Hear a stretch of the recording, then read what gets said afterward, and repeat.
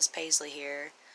It's going to be an introduction video mainly of just kind of like explaining of what type of videos is going to be on this channel.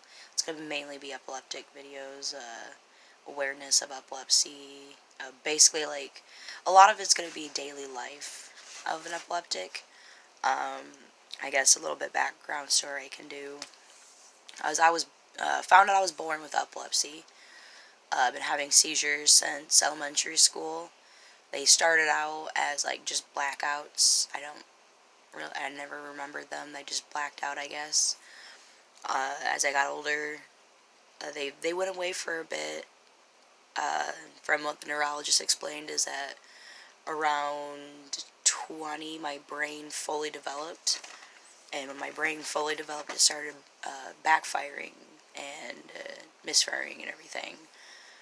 So then I started having more seizures, and they started getting more severe compared to the blackouts, where I guess are called micro seizures. I started having grand mal seizures, tonic-clonic seizures. I have absent seizures. We found that out. I don't exactly know all the seizures names. I'm still in the beginning process of getting things found out. I'm 25 years old. It's taken a while for me to actually accept that I'm epileptic. Before I didn't really want to accept it. I thought I don't know, something really hard to accept, even being born with it. I have a lot of and some of my seizures I wasn't even born with. Some of them I got from trauma, PTSD, stuff like that. So not all seizures are from epileptic seizures. I have epileptic and non-epileptic seizures. My epileptic seizures are controllable, treatable. My non-epileptic are not controllable or treatable. No medication can stop them. They just happen on their own. So even though I, gotta take medication, my seizures, still don't stop because some of them just aren't controllable. And this right here, the Eva, she's my service dog in training. She's 7 months old. She's an American Pit Bull Terrier mixed with a Boxer, we believe. Not 100% sure, but I know she's, a Pit Bull. She's a good girl. Eva. Yeah, say hi. Yeah, she's a service dog in training. There's going to be a lot of videos on how to mainly train a service dog. I tend to do it myself. I did a lot of research, and it's more beneficial to yourself. Now, there's going to be a course in her training to where I'm going to have to seek medical help, professional help with her training. But the training as we're going through right now, it's more beneficial kind of do it yourself. It's the main training. But we'll do other videos on that.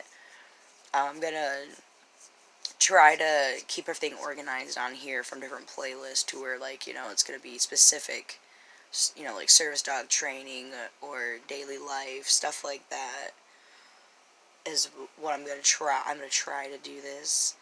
I mainly want to start these videos mainly because there's not really that much epilepsy awareness out there, and I don't know if you guys noticed, but I got a hospital band on. Went to the hospital last night because I was stuck in a seizure. I guess my boyfriend said that from what he noticed, he doesn't know how long I was exactly in the seizure, because I was having an absent seizure to where I just freeze, and he said that he was watching TV and, on his phone, not really paying attention. He looked over and saw that I was frozen, and he tried talking to me and everything, and he said from what he counted, it was like 30-35 minutes, but he said I could have been in it, he doesn't know I could have been in it for another 5 to 10 minutes to 15 minutes. But he ended up driving me to the hospital while I was still in the seizure. And I guess I showed up to the hospital still in the seizure. I didn't wake up from the seizure until after, right around the triage time. I was coming to, but my jaw was clenched so bad that I couldn't open my mouth and talk. And,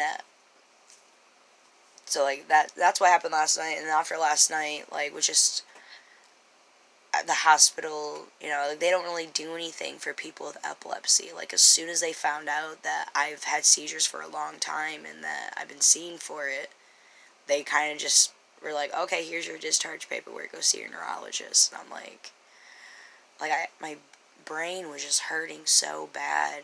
I mean, I'm still recovering from it.